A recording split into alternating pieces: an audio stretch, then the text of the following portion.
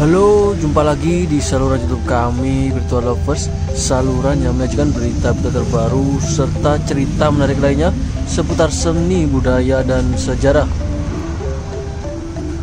Bagaimana kabarnya Sobat Lovers pada hari ini? Kami harap semuanya selalu diberikan kesehatan dan juga dilancarkan segala urusannya. Senang sekali pada kesempatan kali ini kami dapat kembali hadir dan dapat kembali menyapa Sobat Lovers semuanya pastinya ya.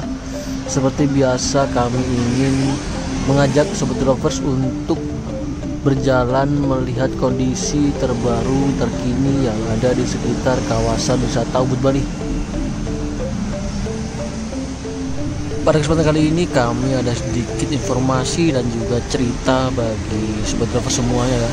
Jadi pastikan untuk mengikuti perjalanan kami hingga akhir nanti ya, agar tidak ketinggalan hal-hal menarik yang akan kami bagikan. Kembali sambil dapat kita saksikan aktivitas dari para wisatawan yang ada di sekitar kawasan wisata Ubud Bali yang berjalan kaki seperti biasanya, dan lalu lintas pun terlihat cukup lancar. Cuaca pada siang hari ini pun terlihat sedikit mendung, tertutup oleh awan mendung. Menarik memang ketika berbicara tentang cuaca atau akhir-akhir ini kualitas udara pun di beberapa wilayah yang ada di Indonesia menjadi sorotan publik. Hal tersebut disebabkan oleh rendahnya kelayakan udara untuk dihirup para masyarakat, khususnya di kawasan ibu kota DKI Jakarta. Kabar penobatan Jakarta sebagai kota dengan polusi udara terburuk di dunia ramai diberitakan beberapa bulan terakhir. Buruknya kualitas udara merupakan tantangan demi mewujudkan lingkungan yang berkelanjutan. Menurut dari IQR, Jakarta beberapa kali menempati posisi pertama sebagai kota dengan kualitas udara terburuk di dunia. Keadaan tersebut membuat Jakarta banyak dibicarakan di media sosial, termasuk media sosial internasional. Bahkan uniknya, di tengah gempuran berita tentang polusi udara yang buruk, kawasan wisata Ubud Bali beberapa waktu yang lalu sempat diberitakan di urutan teratas. Padahal seperti yang kita ketahui, di sekitar kawasan wisata Ubud Bali tidak ada pabrik yang asapnya berpotensi merusak kualitas udara.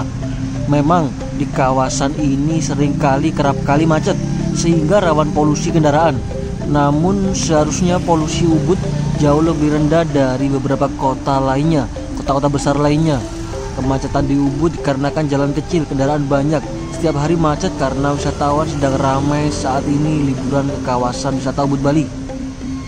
Sebenarnya Ubud bisa dibilang sangat asri dengan banyak ruang terbuka hijau, sawah dan pepohonan, banyak tumbuh subur di setiap tempat.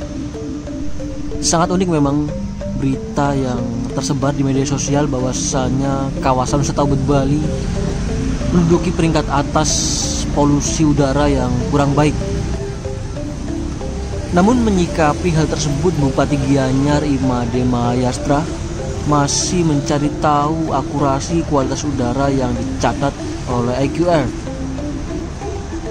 Selain itu, Pemkab Gianyar juga terus melakukan berbagai upaya mengatasi kemacetan di sekitar kawasan wisata Ubud Bali, misalnya dengan melarang parkir di berbagai sisi jalan.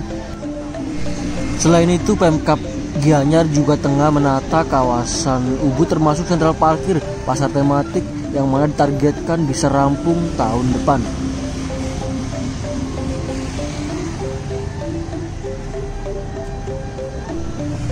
Dengan adanya kabar yang beredar terkait polusi udara yang buruk, khususnya di Pulau Dewata Bali, beberapa stakeholder terkait termasuk Pemprov Bali menghimbau masyarakat untuk beralih dari kendaraan berbahan bakar minyak ke kendaraan listrik. Peralihan dari kendaraan konvensional ke listrik sangat diperlukan untuk mengurangi polusi udara di beberapa wilayah termasuk di Bali sendiri. Kepala Dishub Pemprov Bali pun juga turut menyuarakan pendapatnya bahwasannya sesegera mungkin menerapkan praktek sustainable transportasi Setelah itu segera migrasi ke kendaraan listrik. Karena emisi dan penggunaan kendaraan bermotor di Bali saat ini menyumbang polusi udara terbanyak. Saat ini setidaknya tercatat sebanyak 4 juta lebih unit kendaraan sepeda motor ataupun mobil yang ada di Pulau Dewata Bali. Dari 4 juta lebih jumlah kendaraan bermotor tersebut, 3 juta lebih diantara adalah sepeda motor, sedangkan sekitar 3.000 sampai 4.000 lainnya adalah mobil dan sepeda motor listrik. Sementara itu, hal berbeda disampaikan Kepala Dinas Lingkungan Hidup dan Kehutanan LHK Bali, Imade Tejo, menganggap kualitas udara di Bali secara umum masih tergolong aman. Kepala Dinas Lingkungan Hidup dan Kehutanan menyebutkan kualitas udara di Bali masih di angka 89%. Jadi menurut Kepala Dinas Lingkungan Hidup dan Kehutanan dengan indeks 89% tidak terlalu mengkhawatirkan, masih tergolong rendah. Bahkan beliau juga turut menyuarakan pendapatnya terkait isu rendahnya kualitas udara di sekitar kawasan wisata Ubud Bali. Hal tersebut karena polusi kendaraan di saat jam-jam sibuk. Sebelumnya, IQR mencatat kualitas udara di kawasan wisata Ubud, Gianyar, dan Denpasar. Situs itu menyebut bahwa kualitas udara di Ubud rendah pada angka 155 Air Quality Index. Indeksnya hampir setara DKI Jakarta pada 158 IQ US, sedangkan kualitas udara di Denpasar disebut masih aman.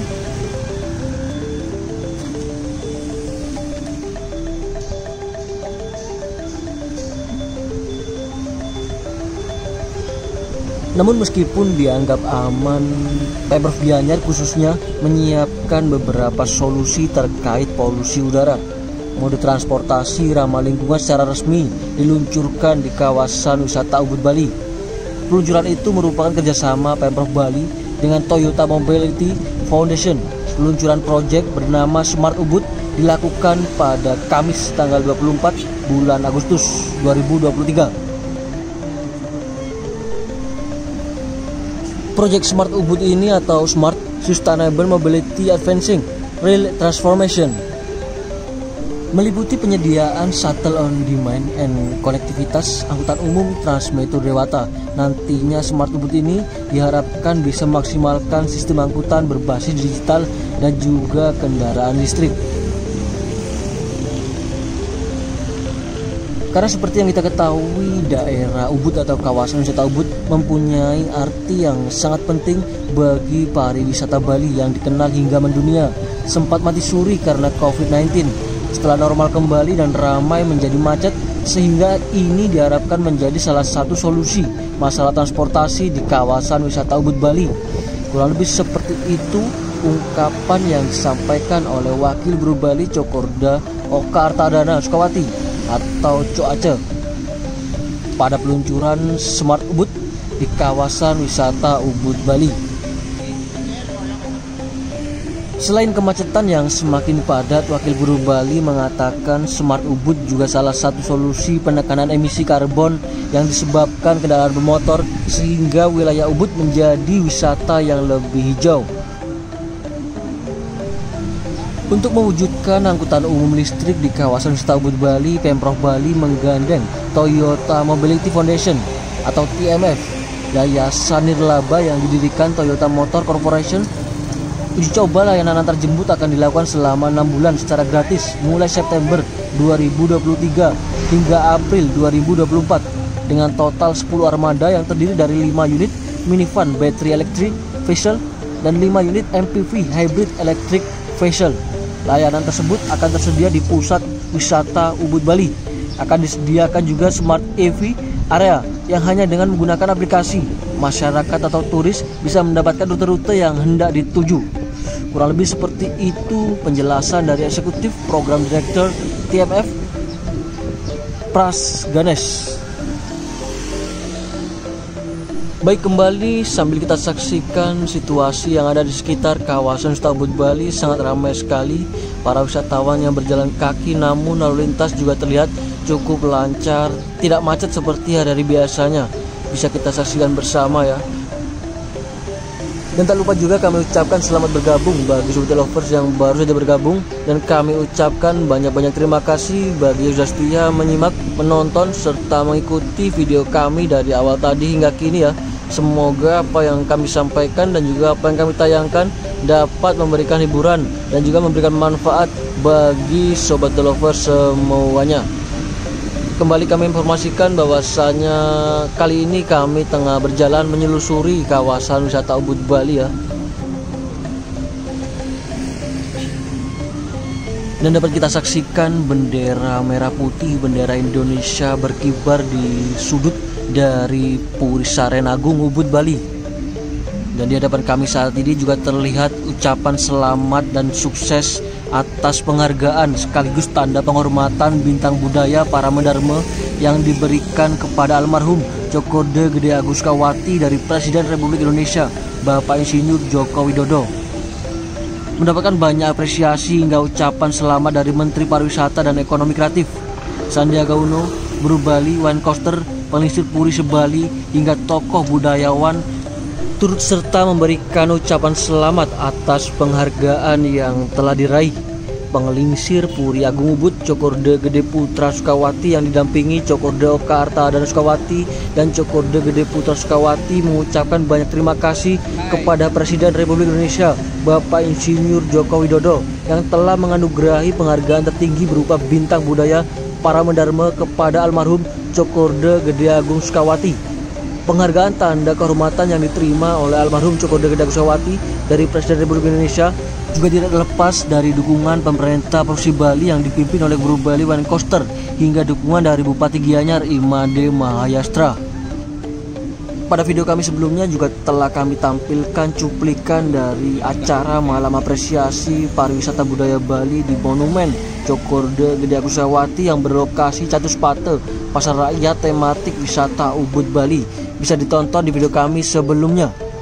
Semoga sedikit cerita dan informasi yang kami bagikan pada video kali ini dapat memberikan hiburan dan juga memberikan manfaat ya bagi kita semuanya.